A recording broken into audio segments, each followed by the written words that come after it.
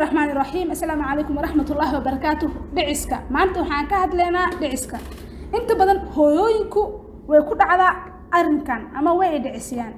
dhicisid waa marka ilmihi uu dhasho ama uu ka soo baxo caloosha hooyada asaga oo aanan gaarin waqtigii loogu talagalay, asaga oo aanan bilad dhameysanin markii uu dhasho ilmahaas waxaa loo yaqaanaa dhicisid. inta badan dhiciska hooyada waxa uu ku dhacaa intuu dhaxayso 4 isbuuc ilaa 25 isbuuc ama 6 bil ilaa 7 bil hooyada uurka inta ay leedahay. ilmaha caadiga ah ee uurka waxaa loogu talagalay inuu ku dhasho 38 isbuuc ilaa 40 isbuuc. waxaa ka dhigan tahay 9 bil ilaa 9 bil in haddaba maxaa sababo dhiciska in ay hooyadu dhicisto? maxaa sababo? kow waxaa sababo infectionka waxa uu keeni karaa dhicisada haddii aan laga daaweyn hooyada inta ay uurka leedahay. inta badan hooyooyinka waxaa ku dhaco infection ama uur inta ay leeyihiin ama haddii aysan lahaynba waa ay u nugul yihiin infectionka, gaar ahaan infectionka lagu magacaabo UTI ama urinary tract infection.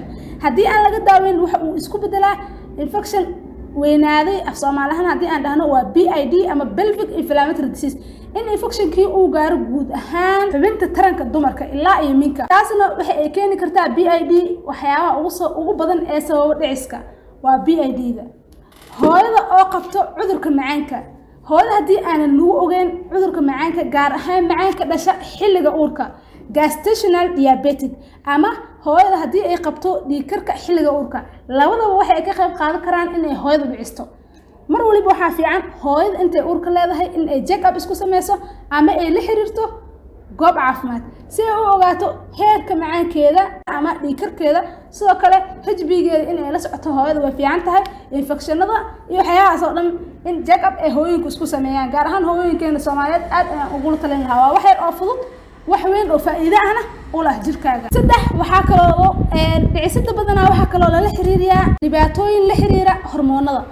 tusaale waxaan dhihi karnaa hooyada dhiiggeeda haddii uu yahay O+, canugeedana uu noqdo O-. dabcan canugeeda markuu O- noqonayo wuxuu ka imaaday O-taas aabaha. haddii hooyada iyo aabaha ay kala dhiig yihiin ama dhiigooda uu anti isku yahay menis iyo balas, waxaa inta badan dhacda ilmaha in ay dhicisaan. canuga ugu horeeya in uu dhasho waa laga yaabaa, ilmaha ku xiga balse in ay dhicisaan ayaa dhici karto.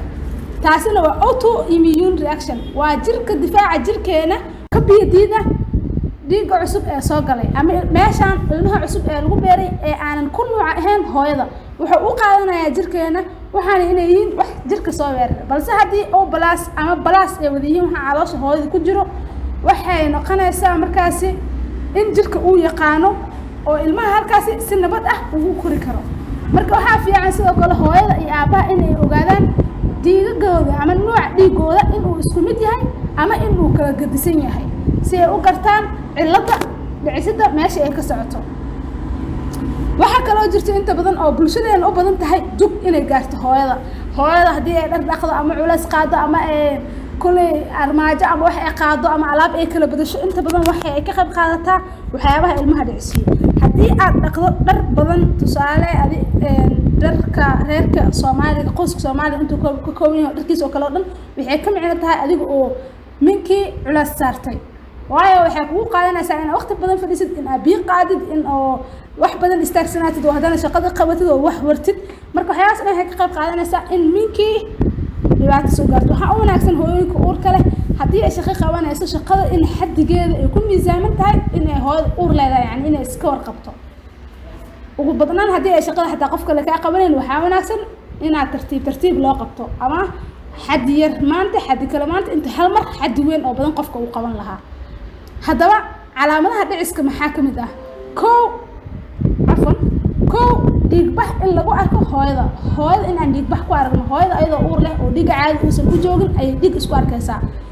dhiiggaasna wuxuu ka imaanayaa xubinta taranka, waxaana loo yaqaanaa vaginal bleeding. sidoo kale hooyada oo dhanka caloosha ka daranta xanuun aad u daran waa abdominal cramping inay hooyada dareento. sidoo kale ilmo galeenka oo bilaabo inuu furmo.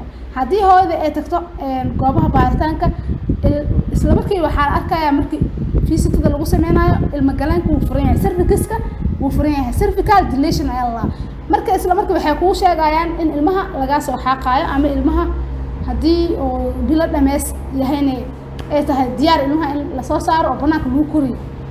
waxyaalahaas oo dhan ay kala hadlayaan. gunaanad marka waxaan ku gunaanadeynaa aad yar kuma soo koobi karno dhiciska iyo waxyaalaha la xiriira waxa aan kugula talin lahayn dhammaan bulshadeena gaar ahaan hooyooyinka uurka leh in ay la xiriiraan goobaha caafimaadka meeshaas ayaan kusoo gabagabaynaynaa muuqaalkeena maanta waa ku mahadsantahay daawashada wixii su'aal ah faalada inoogu reeb insha Allah wixii ay isleedahay ha laga soo hadlo waan ka soo hadli doonaa waana mahadsantahay insha Allah kusoo biira kanaalka asxaabtiina gaarsiiya maalin wanaagsan